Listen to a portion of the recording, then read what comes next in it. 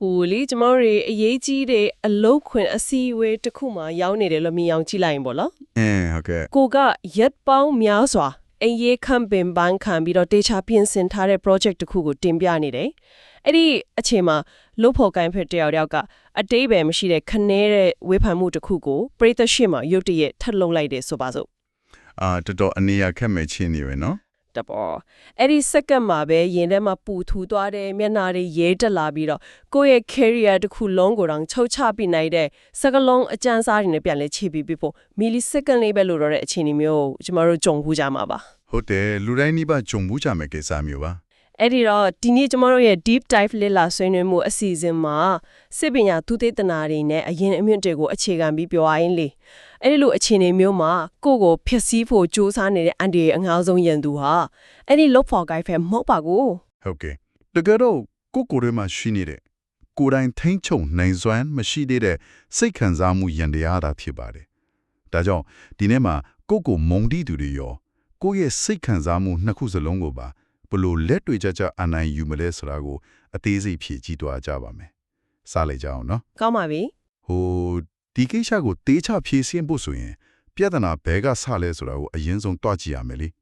လူတယောက်ကစကလုံးနေနဲ့ထုံးနှက်လိုက်တဲ့အခါဘာဖြစ်လို့ခန္ဓာကိုယ်တစ်ခုလုံးကအသက်အန္တရာယ်ကြုံရသလိုမျိုးပြင်းပြင်းထန်ထန်တုံ့ပြန်ရတာလဲဆိုတော့ကြောင်းရင်းပေါ့ဘာလို့အဲ့ဒီလောက်တောင်ဖြစ်သွားရတာလဲကျွန်တော်တို့ရဲ့ဦးနှုတ်ထဲမှာအမစ်ဒလာလို့ခေါ်တဲ့တင်းငယ်တဲ့အစိပ်ပိုင်းလေးတစ်ခုရှိတယ်ဗျာသူကနှစ်တန်းပေါင်းမြတ်စွာစင်ကေပြောင်းလဲလာတဲ့လူသားတွေရဲ့ရှင်တန်ရေးစနစ်မှာအထူးအခန်းကဏ္ဍကပါဝင်ပါလေပြဿနာကပါလဲဆိုတော့ဟုတ်ကဲ့ဒီအမစ်ဒလာဆိုတဲ့အစိပ်ပိုင်းကခေတ်သစ်လူအဖွဲ့အစည်းမှာကြုံရတဲ့စကလုံးနဲ့ထိုးနဲ့ခံရမှုနဲ့ရှေးခေတ်တိုးထဲမှာချင်းတက်တကောင်ကကိုကိုကိုက်စားဖို့ပြီးလာတဲ့အခြေအနေတစ်ခုကိုခွဲခြားပြီးမသိနိုင်တာပါပဲနေပေါင်းဆလိုရာကအလုတ်ခွင်မှာအကျဉ်တက်ခံရတာကိုကျမတို့ရဲ့ဦးနောက်ကတိုးထဲမှာတားရဲတရဆန်နဲ့ရင်ဆိုင်ရတယ်လို့ထင်သွားတာလားတကယ်ကိုအဲ့ဒီလိုထင်သွားတာပါကျမတို့ရင်ဆိုင်နေရတာကချင်းတီတကောင်မဟုတ်ပဲစကလုံးတွေတက်တက်တာဖြစ်နေတာကိုဦးနောက်ကမသိဘူးပေါ့နော်လုံးဝမသိပါဘူးဦးနောက်ကချင်းချောက်ခံရပြီးအန်တီရရှိတယ်လို့သတင်းပို့လိုက်တာတဲ့တပြိုင်တည်းခန္ဓာကိုယ်တဲ့ကို adrenaline hormone တွေအလုံးအရင်နဲ့ပို့လို့လိုက်တယ်အဲ့တော့သွေးတွေဆူလာတာပေါ့ဒါပေါ့ပြီးတော့တိုက်ခိုက်မလားထွက်ပြေးမလားဆိုရယ်အလို့အလျောက်တုံ့ပြန်မှုစနစ်ကိုချက်ချင်းဖွင့်ချလိုက်ပါတယ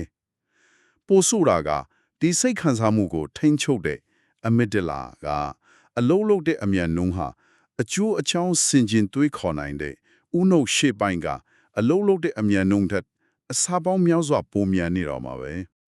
ဒါကြောင့်ကျမတို့ကအချင်းတွေကိုရွတ်တီတန်တန်စဉ်းစားဖို့အချိန်တော့မရလိုက်ပဲဒေါသတကီနဲ့ချက်ချင်းတုံ့ပြန်မိသွားတာတော့ဖြစ်မှာနော်အတိအကျပါပဲโอเคအဲ့ဒီတော့အမစ်ဒလာကကျမတို့ရဲ့ဦးနှုတ်ကိုအပိုင်စီးသွားပြီလို့ဆိုကြပါစို့ဒါပေမဲ့လက်တွေ့မှာထထေးကဖြစ်ဖြစ်လုတ်ဖို့ကိုင်မက်ကဖြစ်ဖြစ်ခနဲ့တဲ့စကားပြောလိုက်တဲ့ထိုစက္ကန့်မှာလीကျမတို့က neuro သိပြန်ပညာရပ်တွေကိုထိုင်ဆင်းလာနေဖို့အချိန်မရှိဘူးမဟုတ်လားဟုတ်တယ်အချိန်မရှိဘူးဗျအဲ့ဒီလိုအခန်းထဲမှာအချင်းတွေတင်းမာနေတဲ့အချိန်မျိုးမှာလက်တွေ့ကြချက်ချင်းပါလို့ရမလဲအဲ့ဒီလိုအတင်းဆောင်မခံတဲ့စက္ကန့်ပိုင်းလေးအတွင်းမှာရေးကြီးဆုံးကတုံ့ပြန်မှုကိုအချင်းဆွဲပစ်ဖို့ပါပ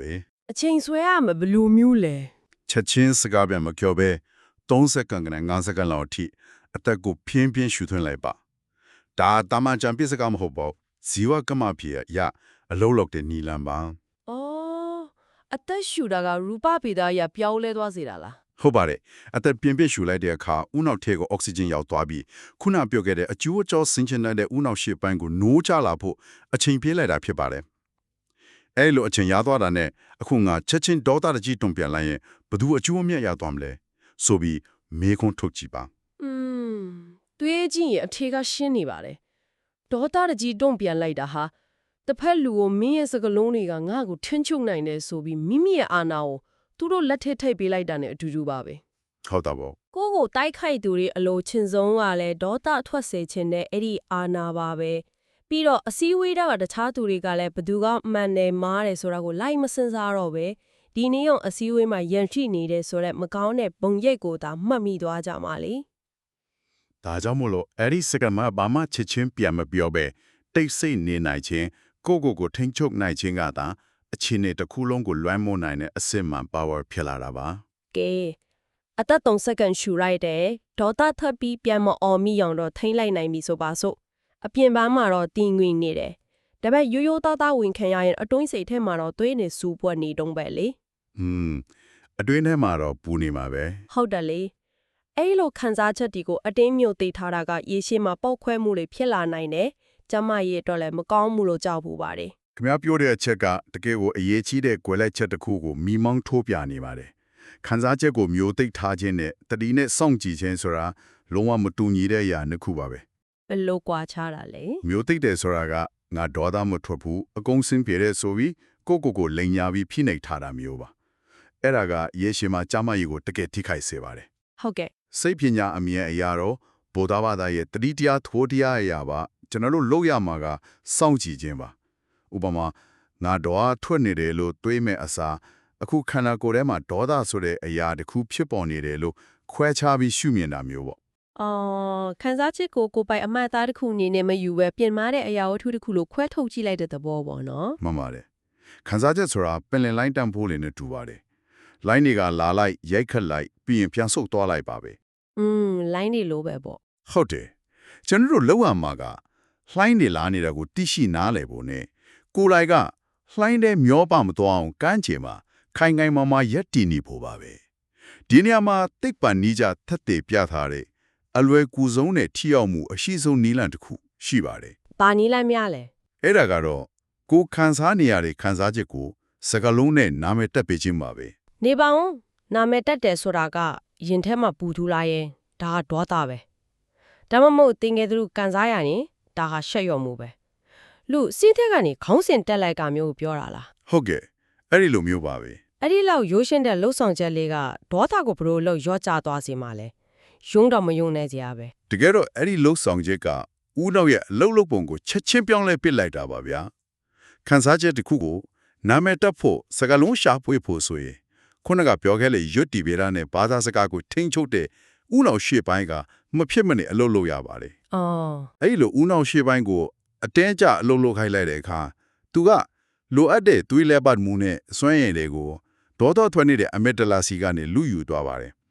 ်ဒါကြောင့်ခန်းစားချက်ကိုစကလုံးနဲ့ပေါ်ပြလိုက်တာနဲ့တပြိုင်နက်အမက်တလာရဲ့လှူရှာမှုကရူပပတိယအရာကိုအလိုလျောက်ရော့ကျသွားပြီးဒေါသတွေပြေလျောက်သွားတာဖြစ်ပါတယ် ဟာဒါကတကယ်ကိုအန်ဆိုစရာကောင်းတဲ့ဦးနောက်ရဲ့လေကွက်မယ်နော်ဦးနောက်ရဲ့စနစ်တစ်ခုကိုတုံးပြီးနောက်စနစ်တစ်ခုကိုညှင်းကြသွားအောင်ထိန်းချုပ်လိုက်တာကို အတိအကျပါပဲ ဒါအပြင်နောက်တော့သုံးလို့ကောင်းတဲ့နီလန်ကကိုဒီကိစ္စကနောက်စနစ်ကြရင်ဘဝအတွက်အရေးပါအောင်မလားလို့မေးခွန်းထုတ်ကြည့်ဖို့ပါပဲ မှန်ပါပဲ အဖြေကအများကြီးလုံးဝအရေးမပါဘူးဆိုတာချိပါပဲโอเคအဲ့တော့ဦးနောက်ကတော့အေးသွားပြီဆိုပါစို့ဒါပေမဲ့ပြဿနာကပြီးမသွားသေးဘူးလေ ဟင်ဘာကြံတိလို့လဲ ခုနဒီမာတဲ့စွမ်းရည်နေကြက်နေတဲ့လေကိုစော်ကားသွားတဲ့သူကိုအနှဲနဲ့အများတော့လက်စားချေခြင်းနဲ့စိတ်ကအရှိနေတော့ပဲအဲ့ဒီစွမ်းရည်တွေကိုဘလို့လမ်းကြုံလွဲ့မလဲဆိုတာသိချင်ပါတယ် အဲ့ဒီအချိန်မှာကျွန်တော်တို့ဟာလမ်းဆောင်လမ်းကွာတစ်ခုကိုရောက်နေပါပြီလမ်းညက်တွေရှိပါတယ်ပထမလမ်းကတော့လက်စားချေချင်းလမ်းပါအစားပိုင်းမှာတော့ကိုကပြန်ပြောလိုက်ရလို့တရားမျှတတယ်လို့ခံစားရနိုင်မယ် ဟုတ်ကဲ့ တကယ်တမ်းကျတော့တင်ဟာသူတို့ရဲ့ကစားခွင့်တွေကိုဆင်းသွားပြီးတန်ဖိုးရှိတဲ့အချိန်တွေစွမ်းရည်တွေကိုအလားဟတာဖြုံးတီးပစ်လိုက်တာပါပဲဒုတိယလမ်းကတော့ဘဝဖွံ့ဖြိုးတိုးတက်ရေးလမ်းပါ အဲ့ဒီလမ်းကပိုခစ်မဲ့တဲ့ မှန်ပါတယ်ကိုလာစော်ကားတဲ့သူကိုလုံးဝလိလျူရှုပြီးကိုယ့်ရဲ့အလုပ်ကိုကိုယ့်ရဲ့ရည်မှန်းချက်ကိုသာဆက်လုပ်ဖို့ဆိုတာလွဲတဲ့ကိစ္စတော့မဟုတ်ဘူးဒါပေမဲ့ဒီလမ်းကသာတကယ်ပြောင်းလဲတိုးတက်သွားစေမယ့်လမ်းဖြစ်ပါတယ်ဒီအချက်ကိုပုံဖော်ကြည့်ရရင်ဘဝကိုတိုးတက်အောင်လုပ်တယ်ဆိုတာတစ်ပင်တစ်ပင်စိုက်ပြိုးတာနဲ့အတိအကျတူညီပါတယ် ဒီပင်စိုက်တာပေါ့ဟုတ်တယ်မျိုးစီချောလိုက်ကြီးမြေကြီးပဲမြင်ရတယ်အစားပိုင်းမှာဘာမှအတိအပွင့်မှခူးစားလို့မရသေးဘူးဒါမဲ့ရေတော့နေတိုင်းလောင်းရမယ်ဥပမာတရက်ကို15မိနစ်စာဖတ်တာမိနစ်30လေ့ကျင့်ကလောက်တာမျိုးတွေပေါ့ ဟုတ်ပါတယ် ဒါမဲ့လက်တွေ့မှာစဉ်းစားကြည့်ပါဦးတချို့နေ့တွေမှာကိုကအလုပ်တွေများပြီးအယမ်းပင်ပန်းနေတယ်ဟိုဘက်မှာဝေဖန်တဲ့သူတွေကလည်းဆက်ပြီးတိုက်ခိုက်နေကြတော့မယ်အဲ့ဒီလိုစိတ်တက်ကြနေတဲ့အချိန်မျိုးမှာတော့တစ်ပင်ကိုဆက်ပြီးရေလောင်းနေဖို့ဆိုတာတကယ်ဖြစ်နိုင်မှာမလား အော်အဲ့ဒါကပဲအောင်မြင်သူတွေနဲ့တာမန်လူတွေကိုကွဲပြားသွားစေတဲ့အချက်ပါဗျာတစ်ပင်ကိုရေလောင်းဖို့စိတ်ပါတဲ့နေ့ဒီမှာရေလောင်းရမှာမဟုတ်ပါဘူးပင်ဖန်းနေတဲ့နေ့ဒီဝေဖန်ခံရလို့စိတ်တကြနေတဲ့နေ့ဒီမှာတော့မှစီကန်းရှိနဲ့မဖြစ်မနေဆက်ပြီးရေလောင်းနေဖို့အရေးကြီးပါတယ် အော်ခန်းစားချက်ကိုဘေးဖက်ထားရမှာပေါ့ အမှမဟုတ်သေးပါဘူး ဒါပေမဲ့အဲ့ဒီလိုနေ့စဉ်တဆိုင်မှန်မှလှုပ်ဆောင်မှုတွေကြောင့်တစ်ပင်ရဲ့မြစ်တွေဟာမြေကြီးအောက်မှာတဖြည်းဖြည်းနှက်ဆိုင်ခိုင်မာလာပါတယ် ပြီးတော့အဲ့လိုအမြင့်တီခိုင်မာသွားတဲ့အခါအပြင်ကနေဘလောက်ပဲပြင်းထန်တဲ့လေတိုက်တခြားသူတွေရဲ့ဝီဖန်တိုက်ခိုက်မှုဘလောက်ပဲဂျုံရတစ်ပင်ကမလေးကြတော့ဘူးပေါ့နော် အတိအကျပါပဲအချင်းချလာတာနဲ့မျှကိုယ့်ရဲ့ဘဝတကယ်အောင်မြင်သွားခြင်းကသူတို့ကိုအကောင်းဆုံးနဲ့အတန်းတိတ်ဆုံးလက်စားချင်မှုဖြစ်သွားပါလိမ့်မယ်ဘာလို့လဲဆိုတော့ကိုယ့်ရဲ့အောင်မြင်မှုတောက်ပါလာတဲ့အခါလှမ်းပြီးဝေဖန်ခဲ့သူတွေဟာအလိုအလျောက်တိတ်တိမ်သွားလို့ပါပဲ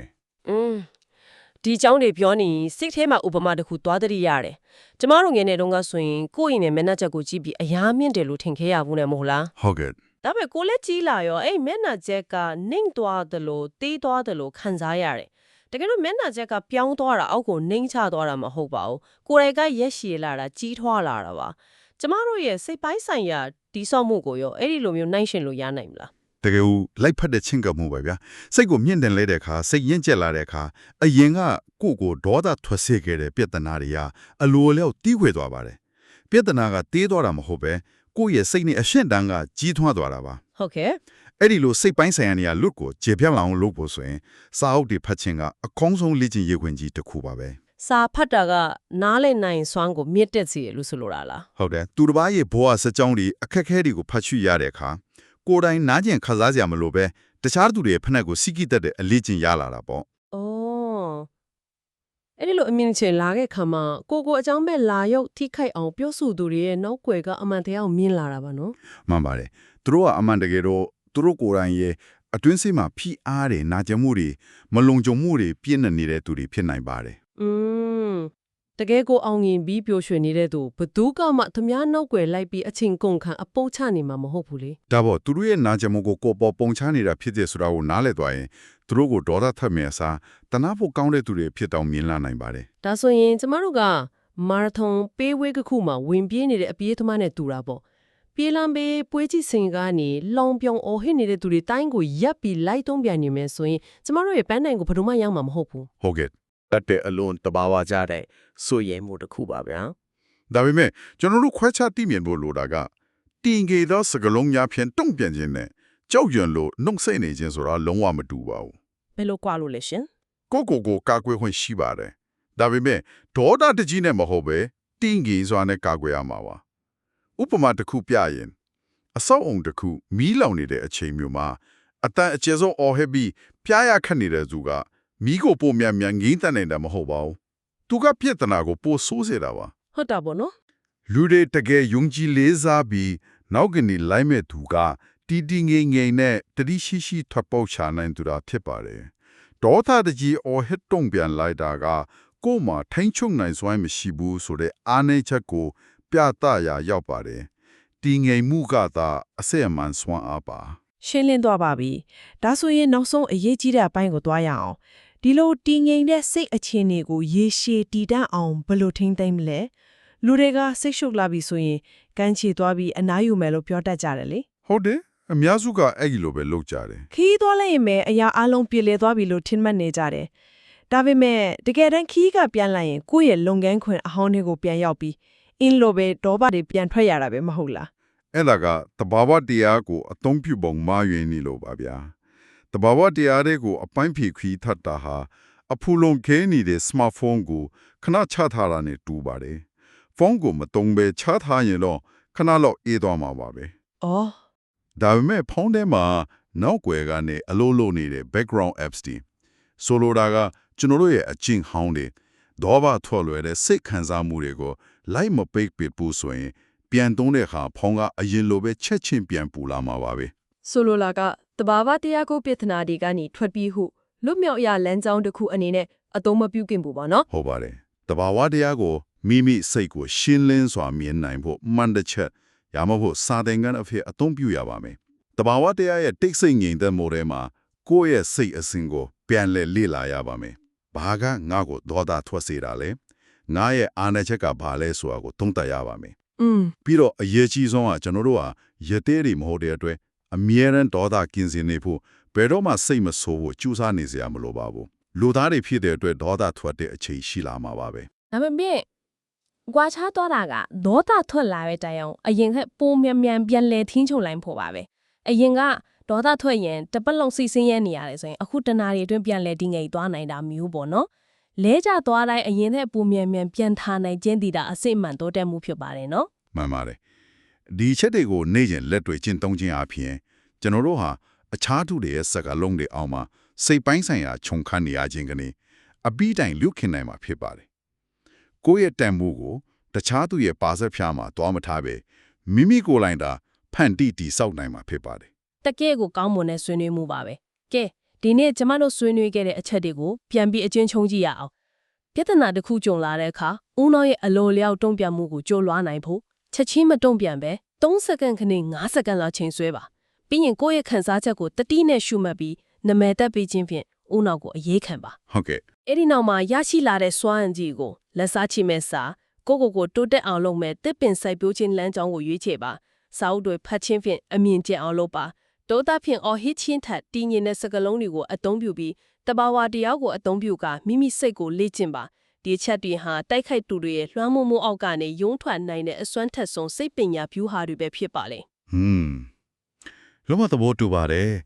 စဉ်းစားကြည့်ပါသူတစ်ပါးစီကအတိအမှတ်ပြုခံရဖို့ဒါမှမဟုတ်ကိုလာစော်ကားတဲ့သူကိုပြန်လဲတုံ့ပြန်ဖို့ဆိုတာတွေအတွက်ကျမတို့နေ့စဉ်ဘလောက်တောင်အခြေနဲ့စွမ်းအင်တွေဖြုံးတီးနေမိကြတယ်လဲတကယ်လို့များတန်ဖိုးရှိလာတဲ့စွမ်းအင်တွေကိုအဲ့ဒီလိုအပြင်ပန်းကိစ္စတွေအတွက်လုံးဝအသုံးမပြုတော့ဘူးလို့ဒီနေ့ကစပြီးဆုံးဖြတ်လိုက်မယ်ဆိုရင်ရော